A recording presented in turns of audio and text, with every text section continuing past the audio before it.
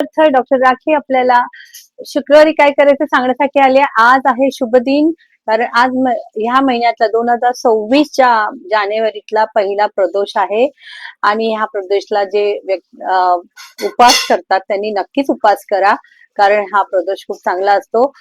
प्रदोष हा पार्वतीने आपल्या मुलांसाठी केलेला, म्हणजे गणेशजींसाठी केलेला, म्हणून काही महिला आपल्या मुलांच्या चांगल्या आरोग्यासाठी, शिक्षणासाठी, त्यांच्या भविष्यासाठी प्रदोष हा उपवास करतात. प्रदोष मध्ये संध्याकाळी तुम्ही उपवास सोडायच्या आधी शंकराला जल अर्पण करायचं असते, शंकराच्या आरती भक्ती करायची असते, ओम नमः शिवायचा जप करायचा असतो आणि आपल्या नियमाप्रमाणे प्रदोषचा उपवास सोडायचा असतो. हा एक वेळचाच उपवास असतो. प्रदोष मध्ये महिलांनी शंकराची पूजा करायची, पार्वतीची पूजा करायची, कारण ते आई वडील हेच मुलांचं भवितव्य घडवत असतात आणि त्याच्यासाठी देवाला सुद्धा आपल्या मुलांसाठी उपवास जप तप करावं लागलं होतं. आणि ते आपल्याला पार्वती आणि शिवांच्या ज्या कथा आहेत गणपतीसाठीच्या किंवा कार्तिकेसाठीच्या, तर त्याच्यातून आपल्याला दिसून येतं की देवांना सुद्धा आपल्या मुलांच्या भविष्यासाठी आराधना करावी लागते. तर नक्कीच ज्या विद्यार्थ्यांसाठी किंवा मुलांसाठी काही अडचणी असतील तर आई वडिलांनी प्रदोष करायला सुरुवात करा. प्रदोष कधीही सुरू करू शकतात, दर महिन्याला असतो. प्रदोष हा महत्वाचा मानला जातो मुलांसाठी, म्हणून न विसरता आपल्या मुलांच्या भविष्यासाठी आपण प्रदोष उपवास करतो.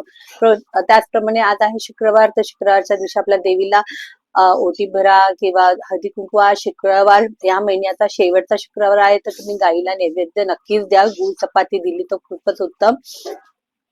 त्याचप्रमाणे देवींना गजरे, फुल वाहा, हळदी कुंकू वाहा.